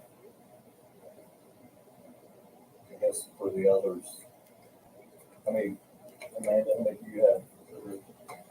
I still need 3 certified teachers and to be fully staffed, and I have 2 that are full-time subs and a few that are working on their option 6 to be certified. I've got 2 that are not totally certified, and then I've got about 50%. I was thinking about this the other day, that have about 10 years or less experience, which I think is important to note. I'm gonna say 5 or 6 that are just bachelor's degrees straight off the street. I have 1 that has teaching experience that is not teaching to the content area that he's used to. I got another one that's same thing, not licensed in that content area or trained in it. So I have a few. It's easier to probably tell you who has been Yeah, trained yeah. and who's not. Just from the outside looking in, it seems like a hard sell to improve our numbers. If our working staff, that they can be busting, they can be working hard, they can have a good heart, they can have everything that you want a good teacher to have, but if they don't have the knowledge or the training, it's pretty hard to expect them to perform miracles. I would think. Absolutely. They work, and you're right, And they they are do working work hard. hard. Like, I got a young man that's like that, and he's always like, how can I handle this better? What do I need to do better? Oh, do I pull small groups out for students that's struggling? And yeah, that's what he does. And like, I'll take him 1,000 times over again just because that's his work ethic. So, I mean, you can build very. yeah, good and that's teams. and that's how I got to look at it. You're like, sometimes you just got to play the hand you're dealt. Yeah, but that takes time Yeah. too. I mean, remember when you went through your teacher prep program? I mean, you go through a 4-year degree, and then, you know, most of us had to go back and get a master's. That's when we were required to get a master's. Excuse me, sir? I said, that was still one room classroom. No, I thought you were talking about me. I'm like, wow. I thought K through 12 in the same classroom. And in my ELA department, I have 3 people in that. I have 1 seasoned teacher, and I have 3 brand new people in ELA. Brand new. And yet that's out of our control. And the same with math. I have 2 in math that are within 2 years. And I will gladly take recommendations or options. Or Mr. Davis said he was going to come teach one of my classes. I still haven't seen him. You pick it. I mean, just to add, I mean, you're asking what we need. I mean, at the high school, all these new teachers are curriculum heavy. We need somebody to be able to help these new teachers. We don't, I mean, she's busy doing her thing and he's busy. We're all doing our own jobs, and we need more people to work with our teachers. And the state has not provided any help whatsoever No. to us or anybody else in this area, Not to my knowledge. even though we're all struggling in this area. and it's my understanding that it's, and Mr. Cash and Mr. Drury may be able to bump this in, or one of my fellow principals, it's not getting any better. They aren't, we don't have a pipeline for teachers coming out of college. We are basically pulling, and they're great people, but like they said, we're pulling people off the streets. Hey, you have a bachelor's degree, why don't you apply for this job? And trying to teach someone with, I'm making this up, so don't quote me on this, a business degree to teach English. And, or, you know, I don't know. Well, and I know your man just graduated from us a couple years ago, and he wants to be a teacher. And he's been working on his associates at JCTC. He just went up this week to meet with Northern and their teaching program. They are advising them, don't get your degree in teaching, get your degree in business, and then do the MAT program, killing two birds in one stone. So that's what they're being advised. In case you don't like it, you have a degree to back up in. And you know, and then he's going to come to us with no teaching classes, and that's what they're being advised to do.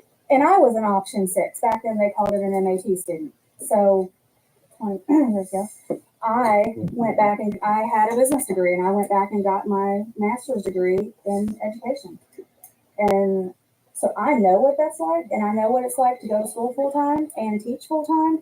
And the first day I walked in, I'm not afraid to share the story. I walked in my classroom, I was so excited. I had a bulletin board, and it was my accounting class, and I had little frogs up there doing leapfrog with accounting vocabulary, and my kids were like, what is this?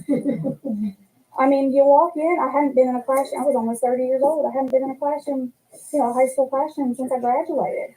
And it's a lot, and it's overwhelming for them, and they're not putting up leapfrogs, so they're debits credits on them, so. I got a question. Yes, sir. Mr. Drury, you might be the one to answer this question. It's kind of a denominator here, I think, for most of the principals and everybody in the room here, reading and math all the way through from pre-K all the way through. We're struggling reading and math. Legally signed for this data, this top secret data, the state says, hey, we want to announce this first up public.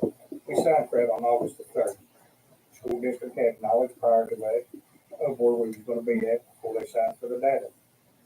What did we implement at the beginning of the school year and what are we implementing to try to offset this? What did we implement from the beginning of the school year until now to try to offset where we're at here? Can I start with that? Just like, So we have implemented our standards-based curriculum, the Math Nation and Math, and the ODEL and ELA. I want to thank you on something. That's the first year I had to sit here and didn't have to listen to achieve $48,362.71. It was 30,000, thank you. Oh, no. It was 3,000. Oh, no. I've got the It cost. cost 30,000. Plus The the, name of it was cheap. plus the, it was $38,361.23. I did that just for you, Hardis. You're welcome. Well, everything we've done starting this year, we started last year to implement beginning this year. We didn't wait for scores this year. We started it last year with the curriculum alignment, the instructional protocol, all that implemented August of this year. We did the 4 days of training. All that was on curriculum, instructional practices. It's a continuum. And so we'll catch up eventually. I just believe that. I firmly believe that because we're seeing the growth in iReady. Our hope, you know, we're missing something. Somebody mentioned hope. Our hope has to come from the potential of our students, that we believe our students can achieve, and we believe our teachers can get them there. That's where we have to pull our hope from. We can't pull it from a program, or we can't pull it from somebody going to magically send us people. We got who we have. And we have to show up every day with that hope in mind that these kids are going to produce, are going to achieve. And, you know, as a system, as a community, I'll just say it. My son says it to me all the time. At home, we need a lot less attitude and a lot more gratitude. That's what he tells me every day at home, Dad. Need less attitude, more gratitude. I work hard around here, that's what he says. And we don't, sometimes we don't treat each other nice in the system, school to school, teacher to teacher, classroom to classroom, sometimes central office to schools. We need more gratitude, more grace. And that will feed down to our students. I just firmly believe that. So it's not all strategy. It's a lot of it strategy using high quality resources. We're learning all about those. The state's sending those out. That's kind of new. Federal government says you will not spend money on something that's not been proven to work. So anything we spend federal funding on has been proven to work. We just have to study how it was implemented and try to do it the same way. And that's where we're at. So yes, what have we done since August? Everything we've done since August was planned a year in advance. And we're already planning for next year. So it's a continuum. We know where we're at. We have the vision of where we want to go. So, Mr. Drew, if we back up a year in advance, and we continue to see this in reading and math, and you say we've already implemented a year in advance, when we continue to drop, when will we start seeing? We're hoping this year. That's the hope. I'd like to say we know we will. We're having issues. We're seeing the achievement on our rate. How do we convert that or transfer that to KSA? How do we get that to transfer? And that's the culture piece. And that's the piece where, all right, the kids are proving to us they can do these things in our classrooms. They're proving to us they can do this in already. Well, we hype already up in the classrooms. It's a competition from one door to the next. Who's going to do the best on already this month? We don't hype the KSA up enough, I don't think, because they're just not performing on it. Well, it's hard to celebrate it when the test, I mean, when Comes out it's the next not year. immediate. Yeah, It it's is not really, I immediate. mean, it's really hard to celebrate it when it doesn't come for so long. And so we have to figure that piece out. And if we're in this as teachers, and there's some leaders in the Kentucky Board of Education right now and in KDE are saying that standardized assessments are really high pressure, and they're really kind of taking the joy out of what we do. If that's what we're looking at. It takes the joy in as a district. I know we sent some people to Eminence last week, and they came back talking about the portrait of the learner, and I've mentioned that to you all. And that's about building the whole student. It's about building their perseverance. Our kids don't like to sit down and take an hour-long test. I don't know that any of us would. But, we'll persevere through that because of who we are and what we want to prove about ourselves. So we got to teach that to our students. We teach about citizenship, being nice, being helpful, being productive in society, teach about how to be a good communicator. How can kids tell us when they need help? Okay. Those are the kind of things I think we need to steer towards along with the academic part. And those things are all the culture piece. The business world have called those soft skills for years, but they're really not soft skills. Those are the skills that you need to be successful in life and to be successful in anything that you try to do academically. So I think maybe that's the piece we're missing, Mr. Davis, is the overall morale and the pride of being a Gallatin County student and proving that on a state assessment. I think that's a big key component of that. And that starts with us. It starts with all of us. I've got one more question. Anybody in the room can answer it. I'm done.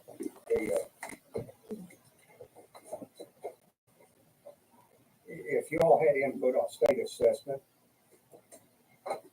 do you all think that school rankings, state assessments are a true picture of a school district? Yeah, absolutely. If you all could give input on state assessments to get something changed, would you still want to do state assessments and use that as a learning tool? Because I hear it all the time down along the river down there that it's a snapshot into the school district. I agree with that. It is a snapshot. Is it an accurate snapshot? no, but if that's the game we have to play, we have to play by their rules. Do you all feel that assessments should be done, and how do you all feel they should be used? I think, and this is just my personal opinion, but I would love this to see the state move to something similar to Portrait of a Learner. And yeah, How, Huh? how like you two can on Portrait of a Learner? well, Portrait of a Learner looks different depending on how you want to do it, and it doesn't necessarily have to be a negative thing. But when you have when you're taking that student through, and I think a lot of it needs to be, we have kids that learn all different ways. I have 5 college degrees. I am not good with taking tests. I think I'm a very intelligent individual. Some of our kids just don't do well sitting there with an hour and a timed test. But I tell you what, they can come up and have a conversation with me, and they're extremely intelligent, and I know they're going to be very successful. So, and you don't have to call it Portrait of a Learner, call it whatever you want. But I think something revamped into more of a performance-based assessment would actually show what our students can do. Agree with me or not, but yeah, that's my I don't opinion. know, and get away from, what the state's using now, is that what you're saying? Yeah. Do you all? I'd like feel- to see the state go to that. I want to ask everybody in the room this real quick. Do you all feel that the state assessments, the way they currently are in their current state, is fair to school districts economically and socially?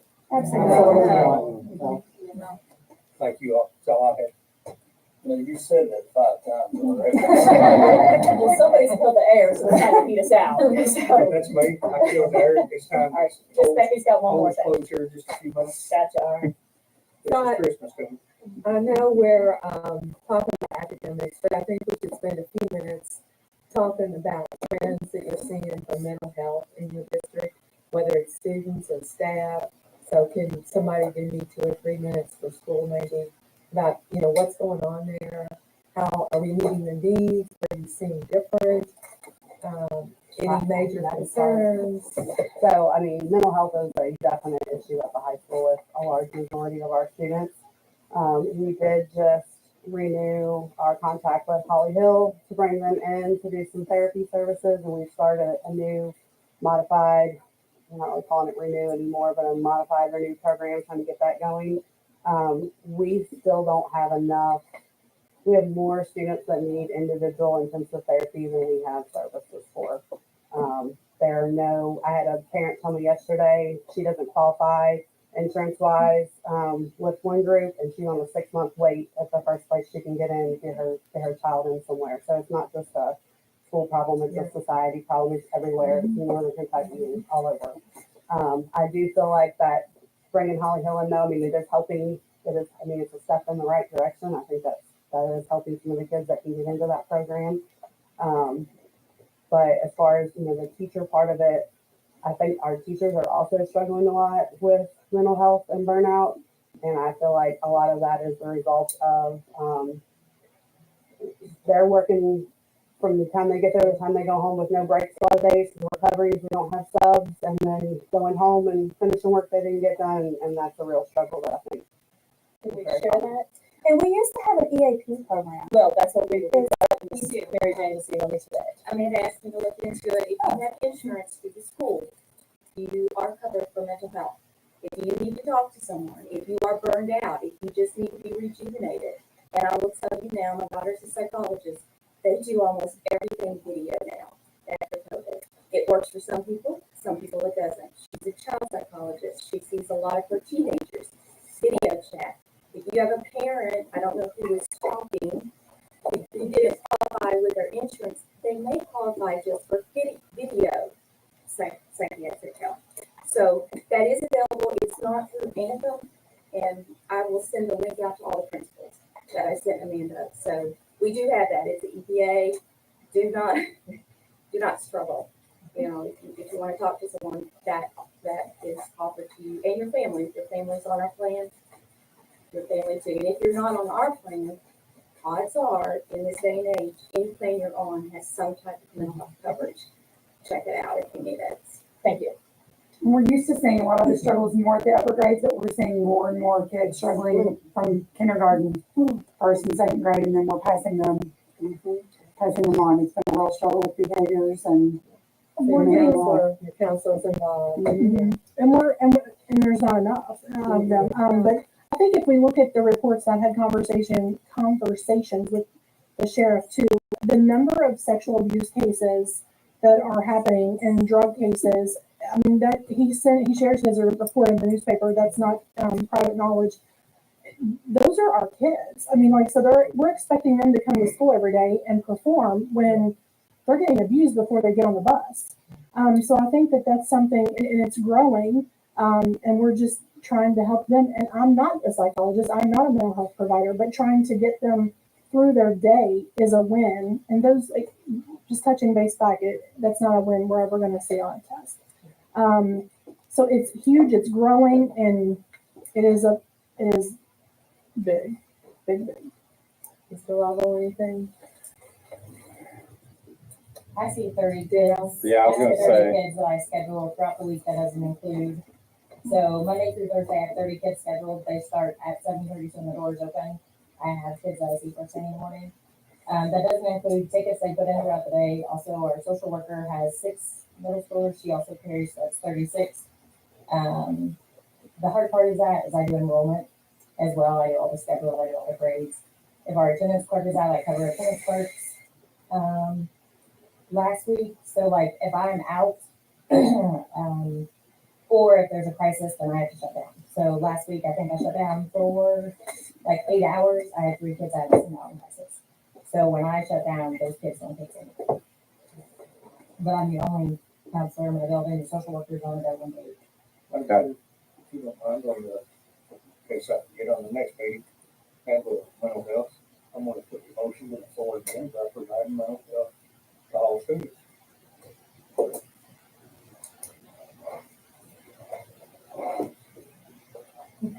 All right, great information. Thank you. Thank you all for attending. Hope that it was successful and resourceful. And go vote if you've not voted. I'm looking at a couple that need to go vote. So thank you. I need a motion. All in favor?